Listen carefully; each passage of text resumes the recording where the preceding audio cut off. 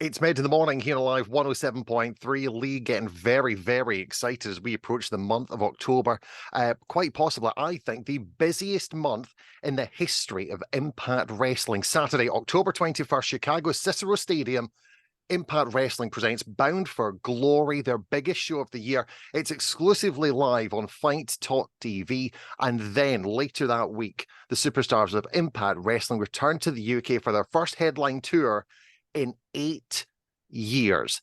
Impact's UK invasion visits Glasgow's O2 Academy, Newcastle's Walker Dome, and Coventry's HMV Empire. Tickets for those shows available right now at impactwrestling.com. And if you haven't grabbed your tickets yet, you need to be quick. The stars in action, will they include Impact World Champion Alex Shelley, Josh Alexander, our favourite Deanna Purrazzo, and when it comes to the knockout division, Eric Young, Jordan Grace, Moose Grado, Rich Swann, and my guest at this time, the longest reigning Impact Wrestling digital media champion, the man that I believe in, and a man that appears in the PWI 100 Top Wrestlers of the Year.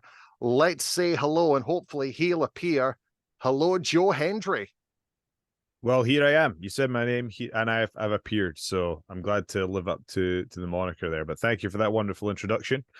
It was very cool to crack the top 100 in the PWI. I believe I was 83 places too low, but, you know, we'll work on it. It's good to be in there. And again, I think it just goes to show, Joe, the phenomenal 11 months that you have had since you've returned to Impact Wrestling. Of course, it was Bound for Glory last year. You returned in the Call Your Shot Battle Royal. I mean, let's look at the past 11 months, actually. Before we talk about the Invasion Tour, before we talk about this year's Bound for Glory and Impact 1000, let's go back 11 months. How did your return to Impact actually come about? So, I basically, you know, it's coming out of lockdown. I was with Ring of Honor at the time. Ring of Honor in that incarnation folded at the time.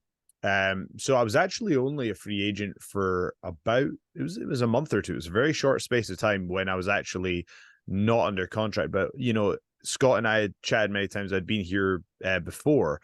But what actually happened was I was doing a show at North Wrestling, and I was about to leave the show, and the photographer said, "Hey, we didn't get photos," and I was like, damn, we didn't get photos, and I had my clothes on. I was like, am I going to leave or am I going to get the photos? You know, I'm tired. I want to get home. And I thought, no, you know what? I got to be a professional. I'll get the photos done. So I was like, okay, cool. Get back in, you know, looking ready for photos. Take a couple photos. I leave, and he sent me the photo, and I was like, actually, that looks pretty good. I'd been working pretty hard on my physique at the time, and I tweeted it out and said, major companies, you've left some money on the table. A zillion people tagged different organizations, but a lot of people tagged Scott specifically, and that was when Scott was like, okay, the buzz is there, it's time. And so the thing that I love about Impact Wrestling is I've made some very bold claims about what I was going to do in terms of who I am as a wrestler and my content, and they've given me the complete freedom to do that. And I feel I've delivered on what I've said. They've delivered on what they've said. And I think that's what resulted in basically building me to the point where I could carry that title for such a long period of time. And it was an honor to do so. And yeah, I'm living my dream right now. It's fantastic to see you doing just that. You have been absolutely stand out in the past 11 months. And you said, obviously, the photos, they got tweeted, they got tagged, they got shared. Obviously, there was a massive buzz with the internet wrestling community. They know who Joe Hendry is. They know what he's capable of. Were you surprised by the reception you actually got when you walked into the Impact Zone at Bound for Glory last year? Yes, I was 100% surprised. And I'll tell you why. Because I was talking to someone in our creative team who said, you know, Joe, I think they're going to be excited to see you. And I was like, well, let me just manage your expectations right now. Because I was at WrestleCon earlier this year, and I barely talked to anybody. No, usually these things you think you're going to get stopped. It just wasn't happening. So I was like, do you know what? It's okay. People know who I am in the UK, but I haven't really got over in America yet. So we're starting from zero. And I thought, man, I think they're maybe expecting something. And when I walked out, there were signs up and down the ramp. Like one of them had a cutout of my face, and there was multiple signs on the ramp when they didn't know for sure that I was going to be there. And when I walked out, I was like, oh my God. So I was actually taken by surprise, I have to say, but it was very reassuring. And because of the response I got in that building, I was offered. I went from a short-term contract to a long-term contract literally the day after my debut. So it was that weekend. So it was thanks to, and it's the fans. Without the fans, I wouldn't have been able to do this. So it's the fan support that's got me to where I am, for sure.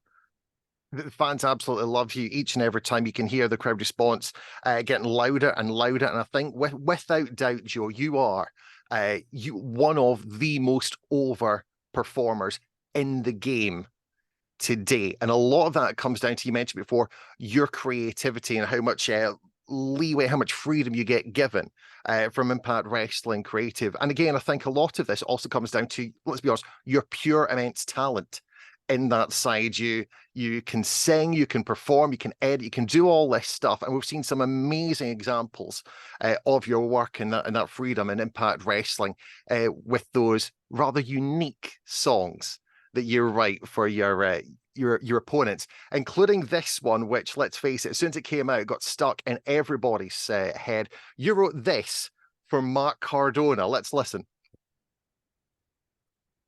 So obviously, Joe, we heard it there. Edge's bitch.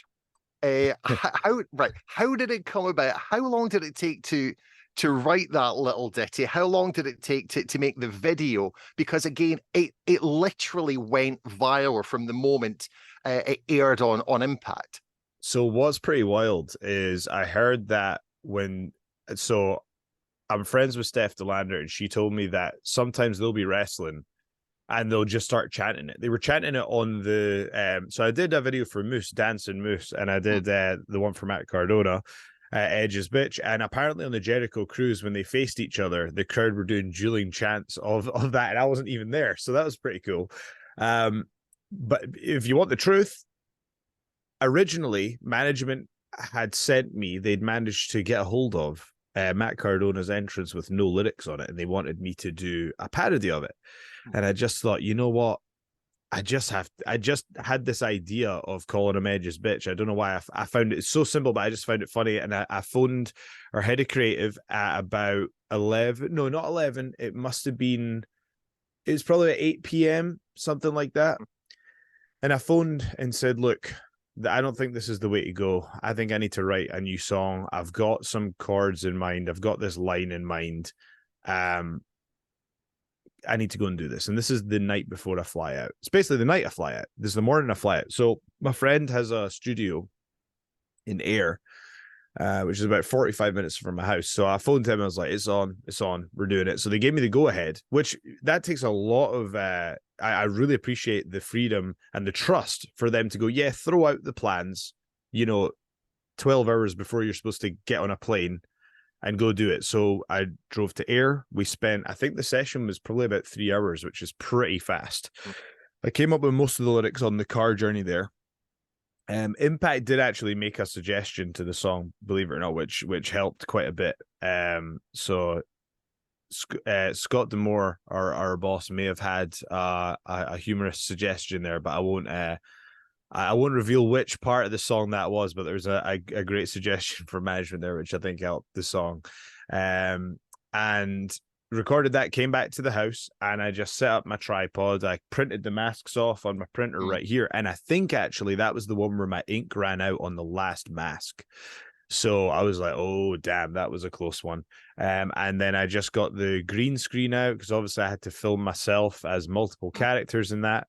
And yeah, I think the edit, the filming it took 1 hour, and then I think editing it was about 2, and I was running really late. And then I didn't go to bed, got on the plane, and just sent it. I think I sent it while I was at the airport, maybe. So it's very like how South Park gets done. It's to say it's last minute would be an understatement. What was you mentioned Scott D'Amore there, and you mentioned the creative team. What was their reaction? Did they see it before the rest of the roster? What was it like from management to actually getting that performance in the Impact Zone? So because creative, and this is kind of a good thing, because creative deal with so many different characters, so many different wrestlers, there'll be times where I don't really know what their reaction is. They play it very cool, but in a way, isn't that the right way to do it? Because it's the audience that'll ultimately decide what gets over. So to be honest with you, I didn't realize it was going to get over. I usually have a good idea, but I didn't know quite how much it was going to get over. Let's put it this way. I may have received a message from someone who headlined a WrestleMania recently that thought it was pretty funny. That's all I'll say. That is pretty cool. That is pretty cool. Yeah. And of course, it's not just Matt Cardona that's received this special treatment. As you say, we had Dancing Moose, Kenny King, Stripper Kenny, all this sort of stuff. How do these ideas come about to you? Because you are a creative guy.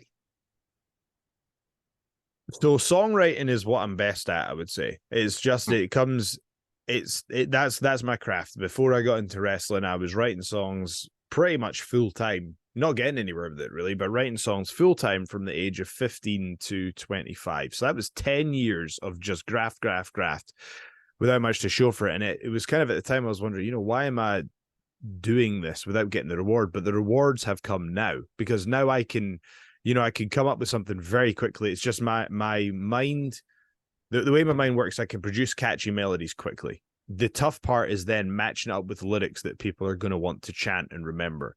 So, for example, now I'm teaming with Yuya Uemura.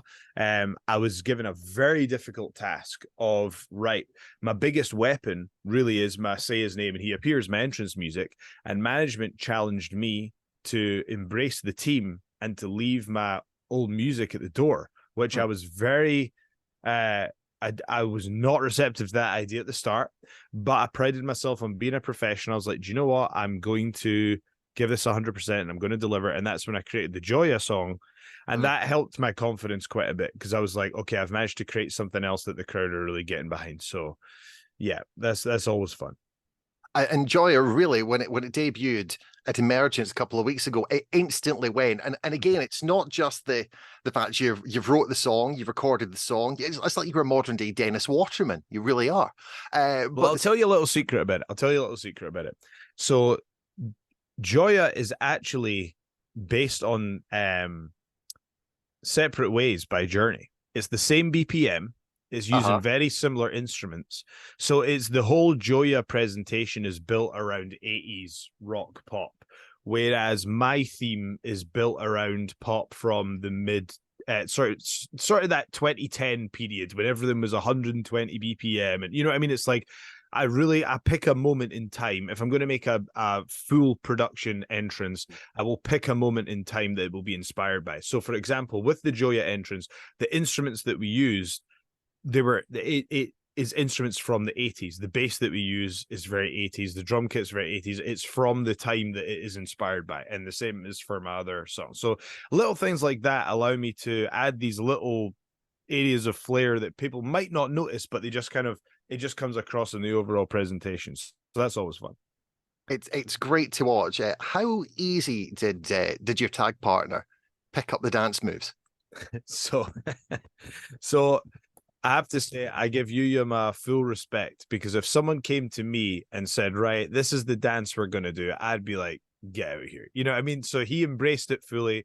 I respect him for it. I'm thankful for it, because if he didn't do the dance, it just wouldn't have got over at all. And the funny thing is, if you see the most recent episode, on the 1000th episode, he's way more into it on the 1000th episode than he was previously. So he's getting more and more into it. And it won't be long before we've got stadiums doing the Joya dance. I cannot wait to see. I'm sure that will happen at Bound for Glory, and again over here in the UK as part of the Invasion 2. More about that very soon. But obviously you mentioned Joya, the tag team that is there now. Is this very much your focus now? Is it the tag team division? Because I mean, let's face it, you had a history-making run, 266 days with that digital media championship. Is this your focus now to dominate the tag division, which Impact Wrestling has been so instrumental in reinventing that division during its 20-year tenure?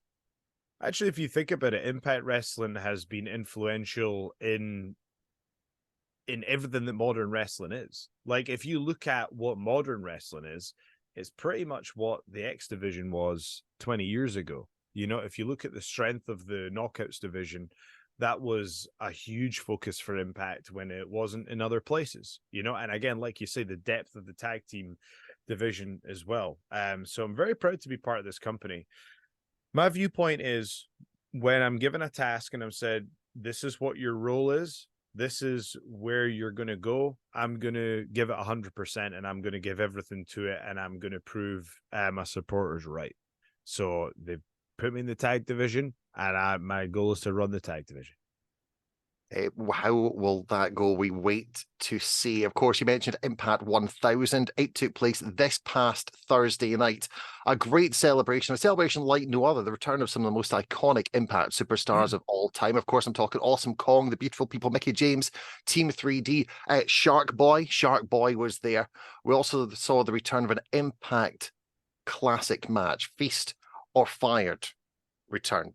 You helped your partner bag a briefcase, which will either guarantee a title shot or a pink slip. Now, I have to admit, Joe, I was watching Feast and Fire, and for a moment there, during that game of catch, I mean, I'm 40, 42 now. I've been watching wrestling since the age of 7. I did have a moment and think during that game of catch, is Joe going to do the wrestling thing and grab that briefcase for himself and roll outside and claim it for himself? For a second, was that thought there in your head?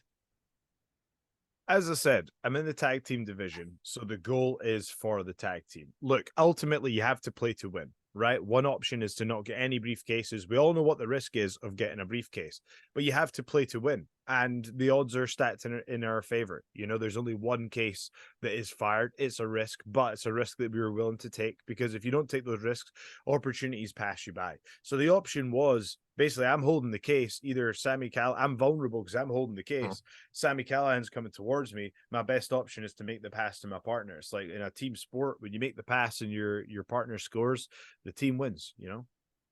How cool was it there? You a relatively new tag team being in that arena as Team 3D reunited. Yeah, I mean it's you look at the history of that company and you look at what Bully and Devon have achieved as individuals and as a tag team. It's quite surreal sometimes to think that that we're on the same cards. And that's what I love about Impact. And I think that's also a testament to what experience means in this business. You know, to be honest, I've been asking to work with Bully since 2019. Ever since I got into Ring of Honor, he's been the one person I've been asking to work with. I hope that we can get that done one day. But he's consistently been whatever show he's on, he knows how to get reaction. He's over. And I mean, come on, as a team 3D, they're unbelievable. So yeah, it means something to be sharing the locker room with those guys. That certainly means something. We are talking with Joe Hendry here on Live 107.3. Do not go anywhere. Our mission is clear. What we fight for is truly righteous. The best athletes in the entire world are on your screen right now. This is Impact Wrestling. It is Made in the Morning here on Live 107.3, counting down the days to Impact Wrestling's Bound for Glory. You can order the event right now at fight.tv. And of course, there's a whole host of ways to keep up to date with the latest Impact Wrestling action each and every week. You can watch Friday nights on DAZN 1, that's Sky Channel 429. You can watch on Impact Plus, and of course, also on Impact Insiders on YouTube. I'm joined by Joe Hendry. Joe, are you still there, my friend? I'm still here. Fantastic. Joe, I mean, I mentioned Bound for Glory. It's coming up less than 30 days away at the Cicero Stadium in Chicago. Very excited for the first time ever. I'm coming to the States. I'm coming to Bound for Glory, the biggest night of the year. I'm excited. I'm hyped. How excited are you for this? Fingers crossed you're going to be part of it. Bound for Glory, how does it feel compared to Slammiversary, Hard to Kill, those other Impact events? So I think the Bound for Glory is going to be a special night for me because that is going to mark, a year back in the company. And like you say, it has been a special year. I've gone, as you mentioned, the PWI, I've gone from unranked to 84 based on what I've done in that calendar year. So I'm very excited. It's going to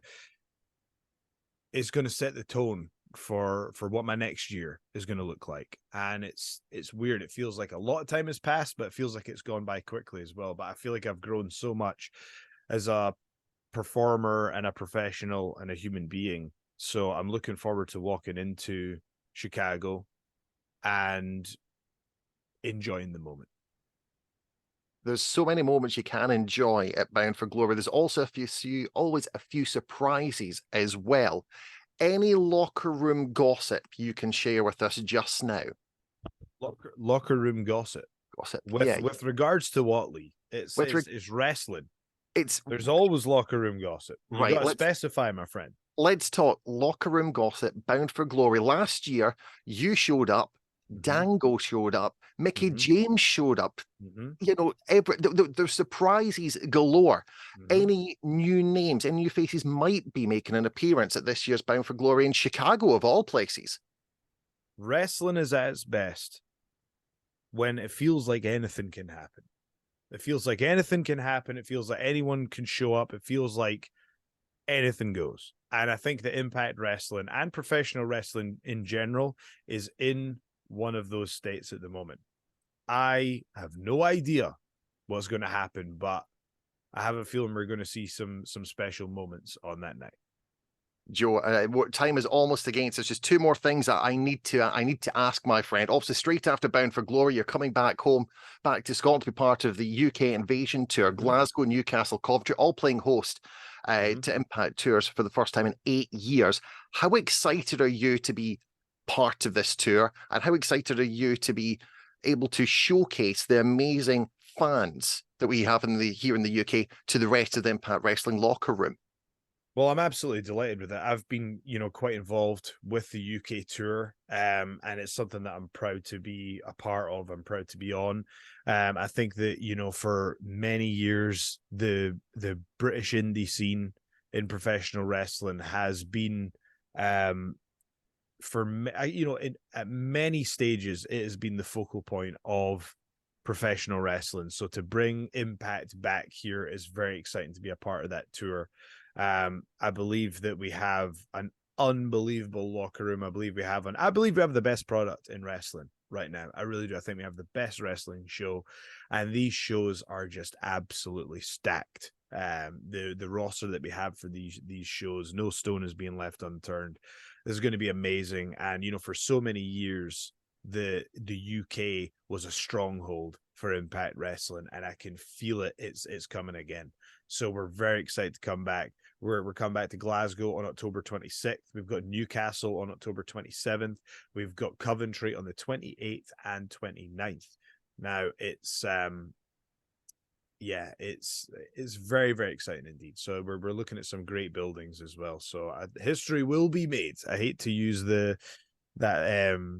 old phrase, but it's true. All right, final thing. You know what's coming here, Joe? We've done it in the past. We do it with every Impact Wrestling superstar.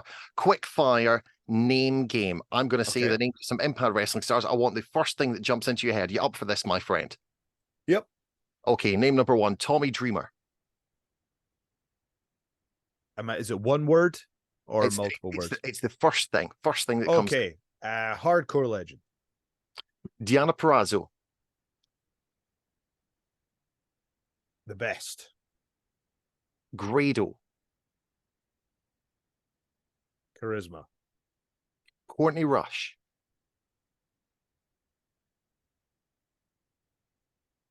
Underrated. And the final name, the voice of Impact Wrestling, Mr. Tom Hannifan. Top professional. Top professional.